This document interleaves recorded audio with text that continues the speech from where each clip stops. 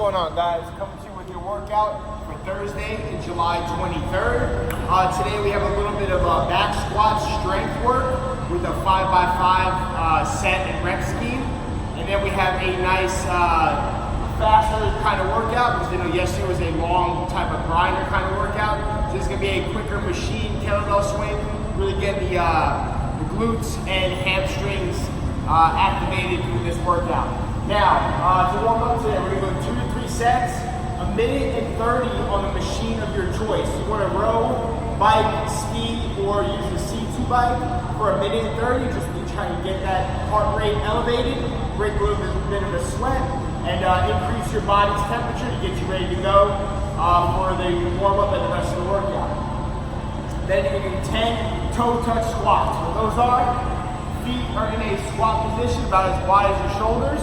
You're going to come down, keeping your legs nice and straight, grab your toes, and then you're going to sit into a squat position and pull up on your toes to get your chest nice and tall and elevated in a straight, try to get as vertical as possible. And then you're going to press your legs up into a straight leg position again, and then pull yourself down, chest nice and tall once again. Coming up, 10 reps of that. It does not need to be fast, just nice and slow, just kind of get into that range of motion. Then you're going to do a 20-second Samson lunge on each leg. What that is you're going to take a step into a lunge position, and this is one of the only times you want your knee to go over your toe.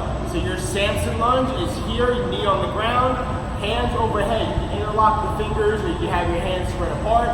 You're going to reach back, press forward, really feel that stretch through your abdomen and your hip flexor as you reach back. So you're going to hold that for 20 seconds, switch sides, same thing again. Really reach and stretch, 20-second hold on either side. Then you have a 20-second glute bridge hold.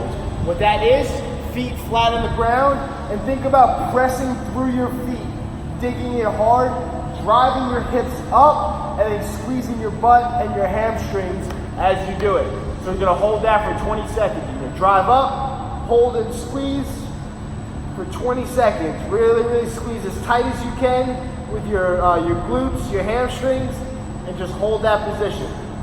You're gonna come down, and you're gonna go through all those motions and then warm up 2 times through, just 2 sets today. Now, we're gonna do our strength portion. It's gonna be a 5x5 back squat. So that's our main focus today. The conditioning portion is the later portion, but our main focus of this session is gonna be the back squat. I know your legs might be a little hot from yesterday, but we're gonna work through it. We're not gonna build up to a max 5 reps, but you wanna work to something that's challenging for the day. Really push yourself pretty well. Now, with a back squat, something you wanna think about is your feet being about as wide as your shoulders, maybe a little bit wider, toes slightly pointed out. So if my feet are facing here, slightly pointed out at about a 30-degree angle, with the bar sitting right on my traps or right on my shoulders. And as I descend, as I come down, I'm gonna take a deep belly breath and brace and squeeze my core. So I'm gonna go, breathe, stay tight, push my hips down and back.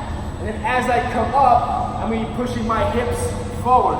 We don't wanna ever get into a position where we turn it into a good morning and then squat. You wanna squat straight down and stay vertical as possible. You wanna make the weight go straight down and straight back up. Okay? Now with the bracing technique, think about if you're gonna be going underwater.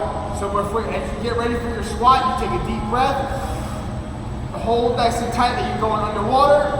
Now you're underwater, you're still holding your breath. On the way up, breathe out. Okay? So think about you going underwater. So it's a deep breath in, stay nice and tight on the way down, breathe out and press on the way up.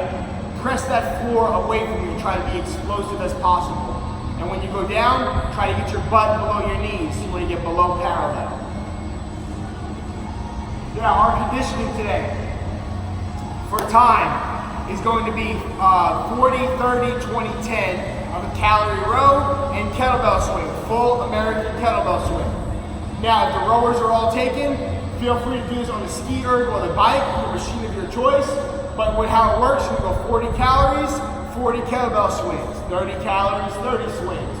20 calories, 20 kettlebell swings, 10 calories, 10 kettlebell swings. That's your time. Now, with the kettlebell swing, you want to have the kettlebell in your hand. And this is a hinging motion, which means I'm hinging at my hips. So I'm going to be pushing my butt back and really utilizing that rubber band effect or the stretch reflex to drive my hips forward and get that kettlebell overhead, trying to make it as weightless as possible as it flies through the air. So really use your legs and drive it up as you're coming through, okay? Now there's multiple different ways you can do it. You can swing with straight arms out, come straight down and straight up, just like that. But the best way is really utilizing your glutes, hamstrings, and core to drive that kettlebell and make it weightless. So 40, 30, 20, 10, calorie row or calorie machine, kettlebell swing. Now our extra credit today is going to be 2 Turkish get-ups on either arm for 3 sets. We have 6 total on each arm. Now a Turkish get-up, you can do this with weight or without, but I recommend you do a light weight to start, unless you're very familiar with this movement, you've done it in the past. If you're just learning the movement, start out with just your hand is fine, but the whole time we're doing this, something I want you to focus on is staring at the kettlebell or staring at your hand that's in the air the whole time. Now I'm going to explain all the motions of this movement. Let me swing around. So, if I'm going to be going with my right arm is in the air, my right leg is up. Hold on. All right, my right arm is in the air, my right leg is up, my hand is by my side. My first motion, I'm still staring at my hand, is I'm going to sit up, pressing straight through the ceiling. From here, I'm going to get my hips high, just like that. I'm going to step my straight leg back and through, and then turn this into an overhead lunge, still staring at my hand. Then from here, that same leg that was back is going to step down just like the lunge, hand comes to the ground, hips up, leg through, sit back, and lie back down. So I'm going to do that full speed for you one time. So you're still staring at your hand the whole time. Sit up, hips up, leg back, lunge, split squat, come back down, hand down, hips up, leg through, sit back, and down. All right, this is an overall really good movement for your core strength and stability going through different planes of motion. It's overall with your shoulder stability, it's going to be good for your core activation and core flexion as you do the sit-up and you're trying to maintain the kettlebell or your arm in the air. What you don't want to do is let the kettlebell sway away from you or fall down on top of you. So really press through that shoulder, stare at it the whole time, really focus on that. That I feel like is one of the biggest things that's helped me in the past is staring at my hand or at the kettlebell as I'm going through each motion through the Turkish get-up. All right, hope you guys have a fun workout. We're gonna get a little bit stronger today. We're gonna get a little bit faster with our conditioning, and we're gonna get a little bit more stable with